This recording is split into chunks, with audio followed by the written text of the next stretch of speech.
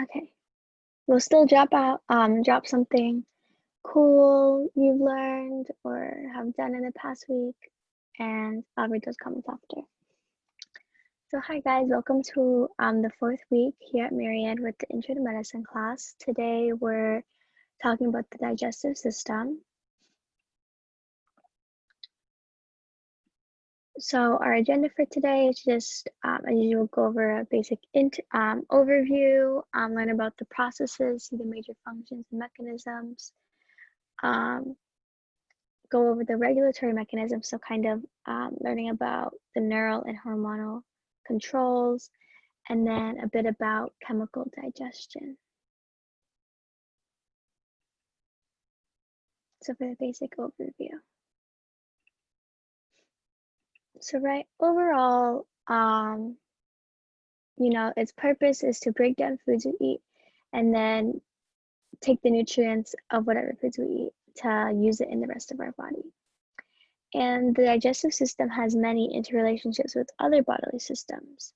So can we think of any connections of any systems that we have? So, the systems would be like cardiovascular, skeletal, endocrine, any of those systems, and a bunch of others that I haven't listed yet.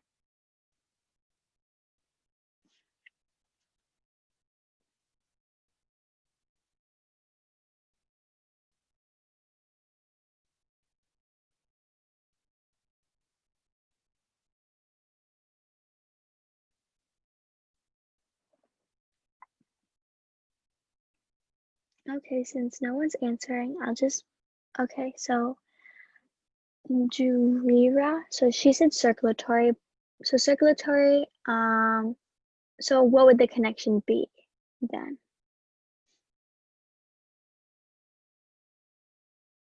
How about Joyce? What system do you think would have a relationship with the digestive system?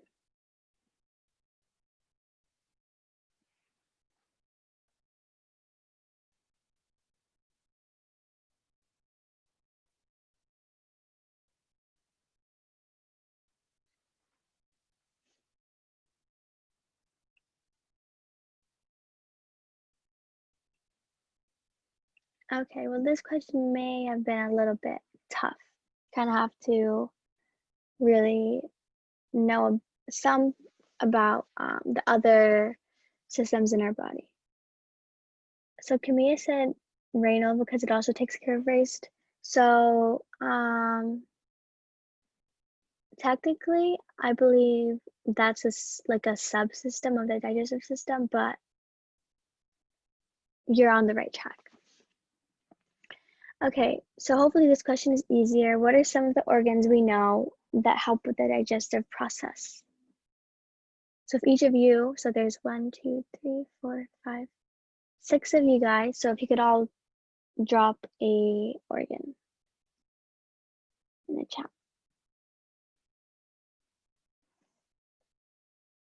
So Catherine said small intestines.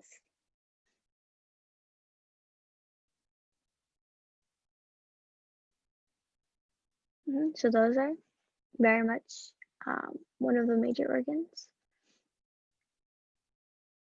Camille said esophagus, so yep, esophagus is correct.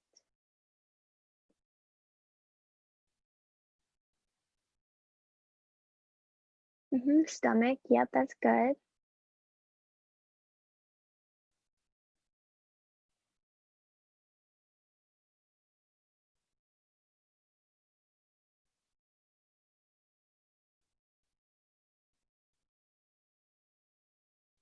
So we're just waiting on Joyce and Natalie. So if you guys could pop something in the chat, an organ that we know that helps with the digestive process.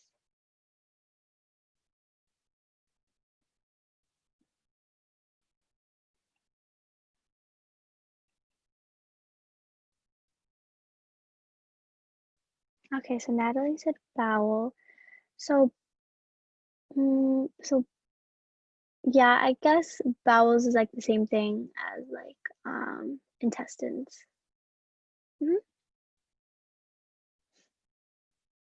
Okay, so I'll just move on. Right, so you guys have a lot of them mentioned, right? So here we have esophagus, stomach, small intestine, large intestine, and things like that. Okay, so first we have the mouth, right? So the mouth, first off, is where the food enters. We use our, our teeth to chew and mix the food. It begins the chemical breakdown of carbs because of the enzymes in saliva, and then it moves food into the pharynx. So then the pharynx, if you remember from last time, is what opens. You remember? We learned that in the respiratory system. So it propels food from the oral cavity into the esophagus. Then the esophagus, is that tube that brings food to the stomach. And then once we're inside the stomach, that's where chyme is made. So it's like the mix of food and the gastric juices. And that's where proteins begin to break down. It absorbs some fat-soluble substances. So, like alcohol, aspirin, that's why we kind of have to swallow the pills and it goes all the way down to our stomach. So then, whatever, I forgot how to call it, but so the pill or the medicine begins to work. It also possesses antimicrobial functions.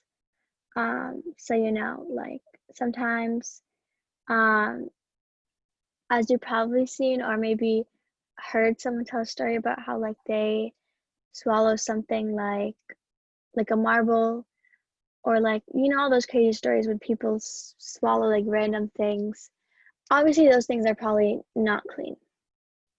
There's a lot of even sometimes they say the 5-second rule, we drop food on the floor. And obviously now there's more germs and things that were not before, right? So the stomach helps in making sure we don't, because of the acidic level, it makes sure we don't necessarily get sick from it kind of help prevent sickness in terms of what we eat. So then the small intestine, with the chyme, it continues to mix it with the digestive juices, and it also propels food at a rate slow enough so that digestion and absorption can occur. So yeah, it absorbs. So in the small intestine is where the absorption of the nutrients occurs. So yeah, vitamins, minerals, and a little bit of water, but that's more in the large intestine. And it also performs physical digestion via segmentation. So then, right, the small intestine leads to the large intestine, and this is where it absorbs most of the water, the electrolytes and vitamins, and then it propels, the feces towards the rectum, so then it can be eliminated from our body. And so the liver, the gallbladder, and the pancreas are accessory organs in the digestive system. So the liver produces bile salts, and so the bile salts will help emulsify lipids. So it can help the lipids, like the fats, digest and have its nutrients be absorbed. And the gallbladder stores, concentrates, and releases bile. And so then the pancreas produces digestive enzymes and bicarbonate.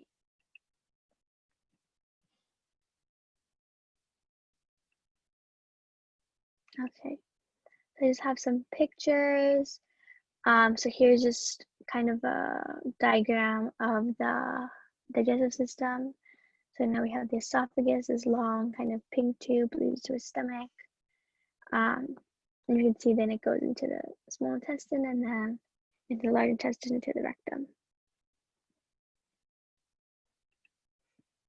And so here, right, so in the stomach, I'm not going too much into about the stomach because there's a lot to talk about. But we see the stomach is such like a flexible organ, like internally. And we see like, so there's many types of tissue, right? We have the smooth muscle tissue, but we also have like the loose connective tissue, right? Because, sometimes the stomach has to expand. And then after, we go to the bathroom, then it can go back to what we can call like a regular size. Oh, well, let me go back. Okay. And then I just included a picture of the tongue.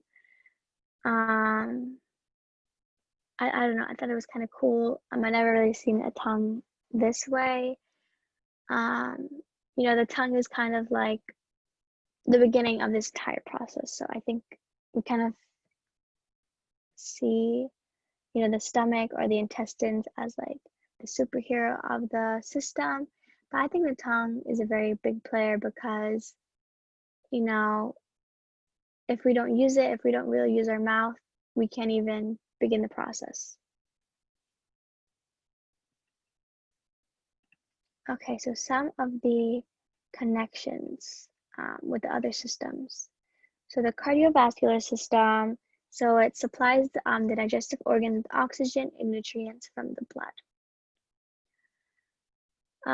So the endocrine system, right, dealing with the hormones, it helps. So yeah, the hormones that are released help regulate the secretion in digestive glands and other organs.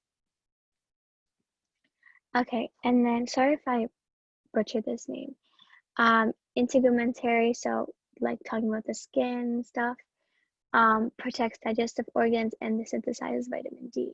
So the vitamin D. Oh, sorry. The sun, we need vitamin D.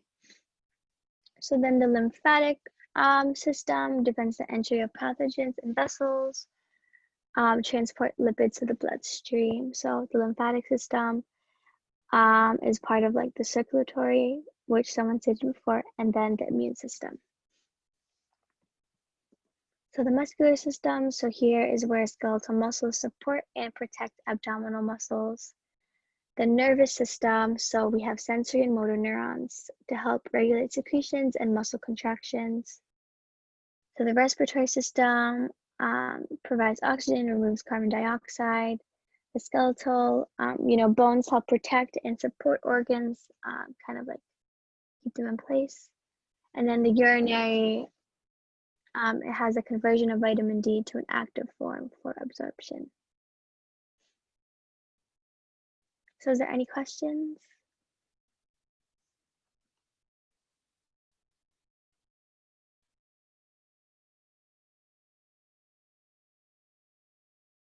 Okay, I'll keep going. So next, we have about the processes. Okay, so the digestive process consists of ingestion, propulsion, physical digestion, chemical digestion, absorption, and then defecation. So ingestion, it's kind of self-explanatory. It's the entry of food through the alimentary canal in the mouth. So this is where saliva begins to break down the carbohydrates in the food to then create what we call a bolus, which is basically like the ball of food, so that we swallow. So propulsion is then the movement of food through the digestive tract, right? So it includes both swallowing, which is voluntary, and then peristalsis, which is involuntary. And that's the sequence of having contractions and relaxations of the smooth muscle in the alimentary wall to help propel food down, right? So as it relaxes and contracts, it in intervals, it makes the food go farther down. So I have a video that shows it. So then mechanical digestion is the churning of food to break it apart and to expose more parts of the food to juices. So there's chyme, right? So it's kind of talking about like surface area, right? So we have this food, and as we make it into smaller pieces, more of those pieces are able to react with the digestive juices, so it becomes to even smaller pieces.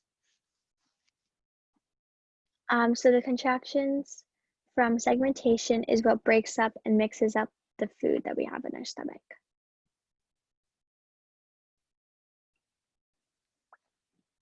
So chemical digestion is where the secretions break down complex food molecules.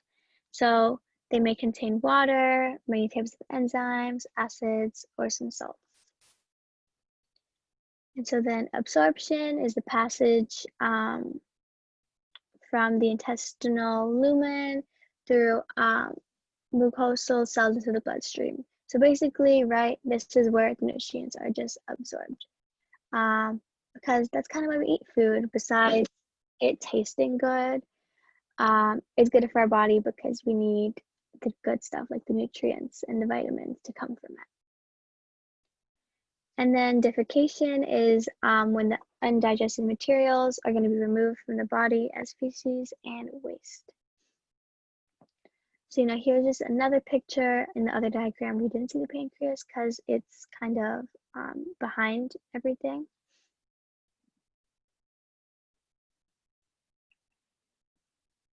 Okay, so where each of the steps occurs. So ingestion occurs at the mouth. Then propulsion, through the pharynx, down the esophagus, and now we're at the stomach, right?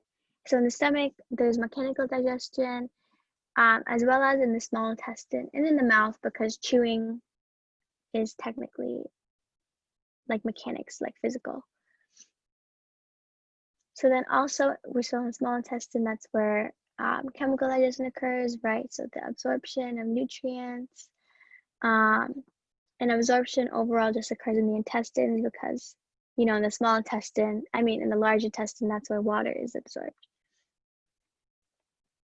And then as we pass through all the intestines, we get to the anus, and that's where the feces and the waste will leave the body.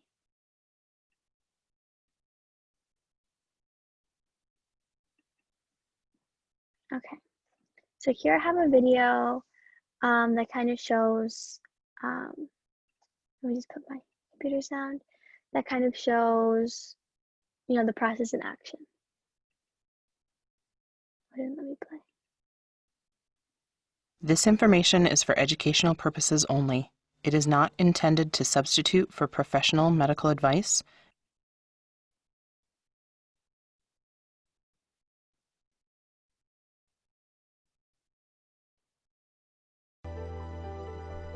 Your digestive system consists of all the organs involved in breaking down the food you eat, absorbing nutrients, and eliminating waste products.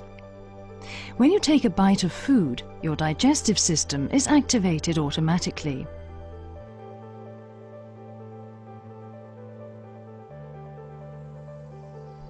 In the stomach, the food is broken down into smaller pieces and digestive juices are added. The now liquid food is passed on to the small intestine, where the nutrients are absorbed and digested.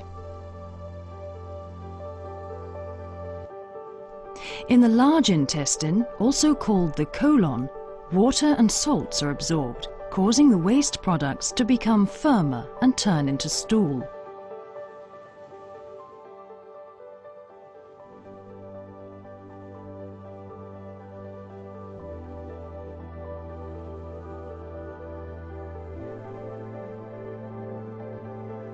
The stool is then pushed through the intestine towards the rectum by a series of muscle contractions known as peristalsis. You have 3 to 4 major peristaltic movements each day. The time it takes for food to pass through your digestive system is called the transit time. The average transit time for females is 2.4 days. And 1.9 days for males. When stool fills your rectum, nerve endings register that your bowel wall becomes distended and a signal is sent to your brain telling you that it's time to find a toilet.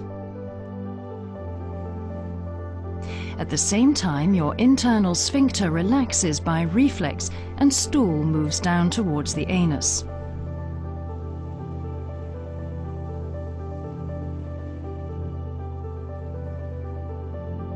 When you are ready, you consciously allow the external sphincter to relax and stool is expelled. In between going to the toilet, both the internal and the external anal sphincter are contracted to keep you continent and to prevent leakage. Thank you for taking the time to view this module. Okay, so I realized that may have been a little bit more visual than you guys may have liked, but I think it was a very good educational tool to kind of see how the food changes like kind of its form, you know, how it goes from being solid to then kind of a liquid because of the chyme, and going back into more of a solid form to be waste. Okay, so next we have regulatory mechanisms. So first is neural controls. So in the alimentary canal, the walls have sensors that regulate certain functions. So one is, you know, if we see, smell, or taste food, this is a reflex that prepares our body for food by sending a sensory neuron and a signal to secrete digestive juices. So it's like our body is preparing to digest the food they think we're going to eat.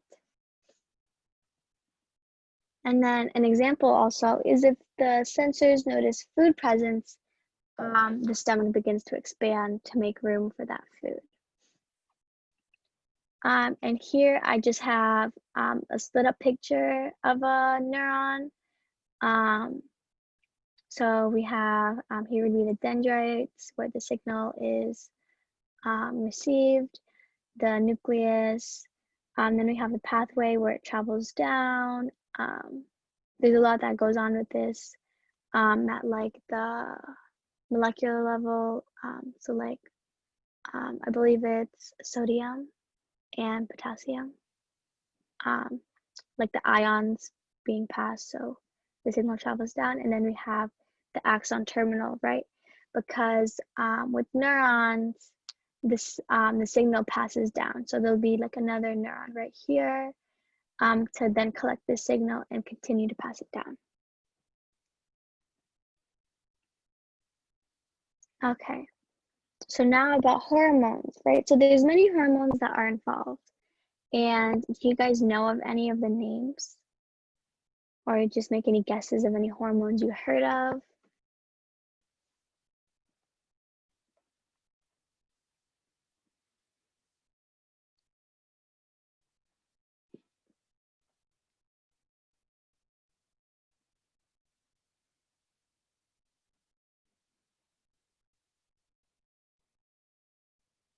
So do you guys know of any names of hormones? So Catherine said gastrin. That's a good one.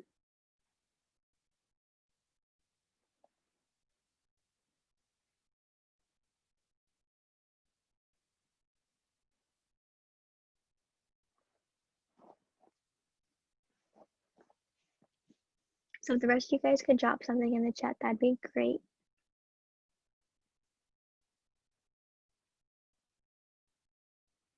But in case you don't know, it's completely fine. Just drop in the chat that you're not sure, because we're going to learn about it anyways.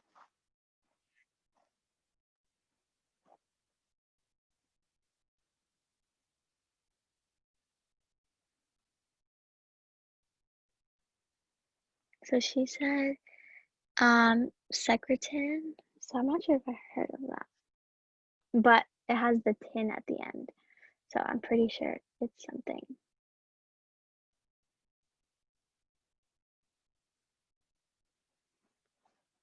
So cortisol. So yeah. Hormones, you know, they have certain endings, you know. So the in is a very popular ending, or the ace.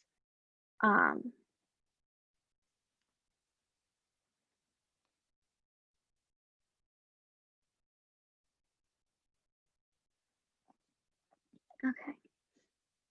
Oh yeah, so secretin's right here. It's hard to remember a lot of the hormones because there's just so many that have to do with, you know, the digestive system, and also like the brain and the immune system. So yeah, someone said gastrin. So it stimulates the secretion of gastric acid, you know, so they have the same stem by the parietal cells of the stomach. And then secretin stimulates a watery secretion of bicarbonate by the pancreas.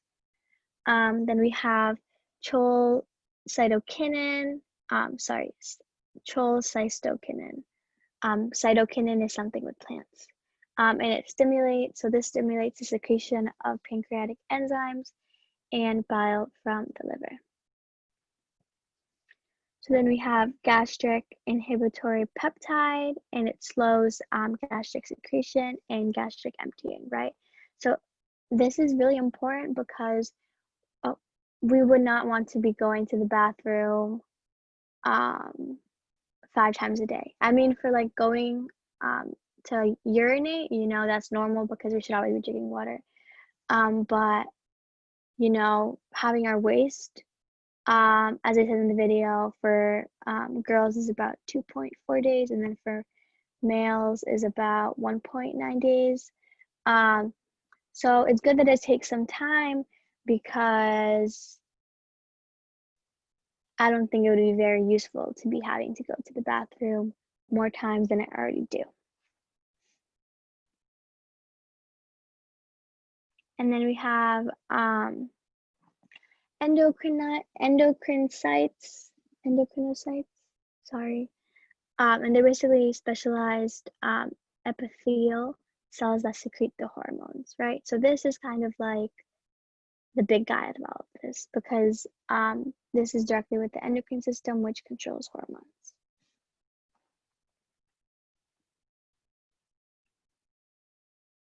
So then with chemical digestion, so in case you don't know, I'm just going to talk a little bit about enzymes. So they speed up chemical reactions and their proteins, and they work best when they have they're in their optimized temperatures and pHs. So pH is basically how basic or acidic the environment or like the as you could say, like place of where the enzyme is. So the digestive enzymes are normally in the pancreas, stomach, and small intestine. So enzymes help with nutrient absorption, and there's different types of enzymes for different foods. So if you guys have heard of lactase, right? Lactase is what breaks down lactose, which is found in dairy, right? So in milk, in ice cream, in cheese. So that's why we have people that are lactose intolerant. They cannot break down lactose.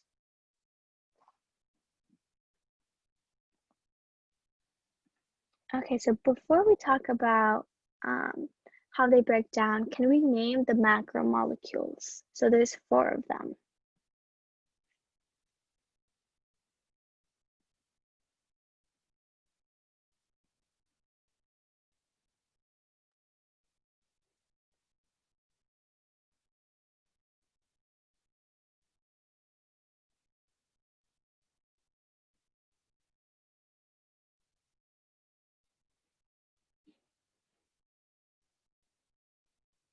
So Catherine said carbohydrates, so yeah, that's 1. So then there's 3 more.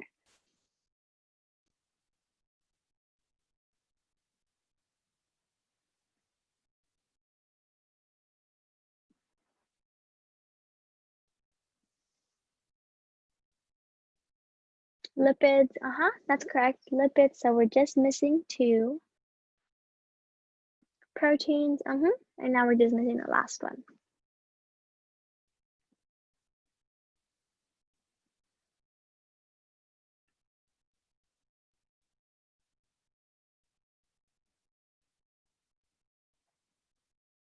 So someone who hasn't responded yet could drop it in the chat.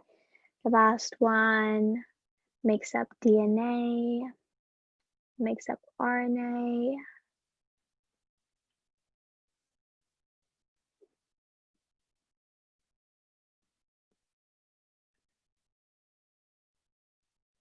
Okay, well, yeah, so the 4 macromolecules are proteins, nucleic acids, carbohydrates, and lipids.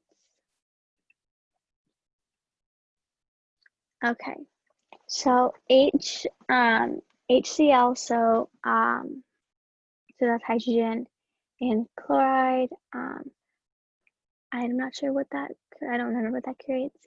But that and pepsin breaks down proteins into smaller units where cryptomyosin and trypsin can act on certain bonds. Okay, so this is for proteins. Then for nucleic acids, pancreatic nucleases, so it's also in the stem, attempt initial breakdown to then pass it on to the enzymes in the intestines. So they can still have it into like the smaller units, which consist of pentose sugars, phosphates, and nitrogenous bases, right? So these are all things that we find in the structure of DNA. Nope. Then we have pancreatic amylase, which mainly breaks down starch, so carbs, into simple sugars. So we go from sucrose, lactose, maltose, and all the other sugars into monosaccharides. And then for lipids, so we have pancreatic lipase breaking down triglycerides into the subunits of free fatty acids and monoglycerides, right? So basically, in chemical digestion, it's just taking these bigger molecules and breaking them down until they're in their smallest possible unit. So all their monomers, right? So from polymers to monomers. Okay, so our modern day connection is the capsule endocuspy. Sorry, I keep saying that wrong. So basically, right, just to give a quick overview, so in pediatric medicine, there's a lot of hidden bleeding that can occur in the gastrointestinal tract. And since pediatrics is about children, right, it's not very good to really have invasive procedures because it's very bothersome. Just for anyone, it's very bothersome. So before they invented this, there would be x-rays and or they would use like a fiber optic scope, and that necessarily was not the best thing to use because it didn't really explain where was the source of the bleeding. So because of this, right, they brought a bunch of children and just patients to go to surgery because they had to find out, where the bleeding was coming from. But then someone came up with this. So this is basically, there's a microscopic camera. And it's like, it's in this like capsule, I would say. So it's about the size of like a large pill. So the patient would just swallow it, and they'd have a camera go, in and out of their body, and it'd be protected. It wouldn't be dissolved by any of the gastric or digestive juices, and there'll be high resolution pictures that come from this. So I'll play this video. So capsule endoscopy is the ability to image the small intestine using non-invasive means. Within that pill is a small intestine of images that we would see with the pull this the small bowel capsule. This is a patient who had to image the small intestine. Okay, I'm not sure why I don't hear them talking.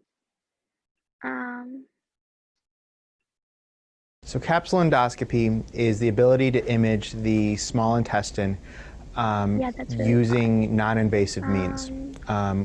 The capsule endoscopy is a pill camera. It's a okay, there's subtitles, so I'll just play with the subtitles. So capsule endoscopy is the ability to image the small intestine using non-invasive means. The capsule endoscopy is a pill camera. It's a pill that's about the size of a large vitamin pill, and within that pill is a camera that takes pictures about 2 or 3 times per second. And a patient will swallow the capsule, or I will place it endoscopically, and it will allow us to have images of the small intestine, which is something that we cannot normally access from our current endoscopes. The capsule records for about 8 hours. When we perform our endoscopies, we can look from into the esophagus, into the stomach, and really about 10 to 15 centimeters into the small intestine from above. This enables us to, again, in a non-invasive fashion, to look for problems in the small intestine. This is the belt that the patient would wear. The images from the capsule are transmitted to this belt and then recorded on this device. This device then will record all the images and enable us to download the images to our computer system in order to read the study. This is an example of images that we would see with the small bowel capsule. This is a patient who had GI bleeding and has a number of ulcers found throughout her entire small intestine.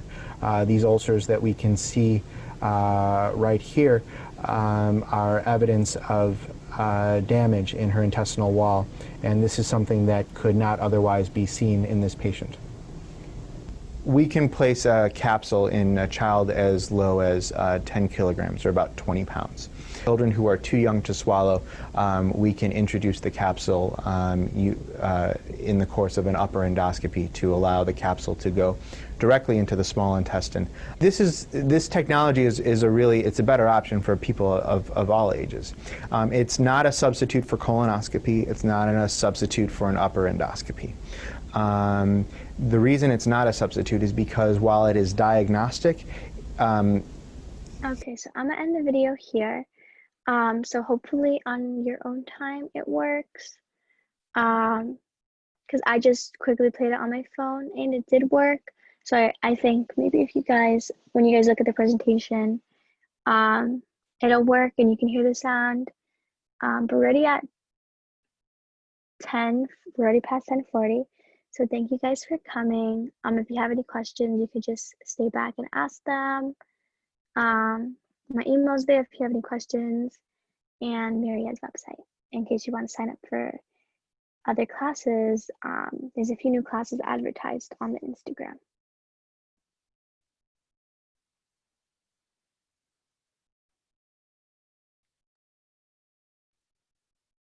Thank you guys for coming.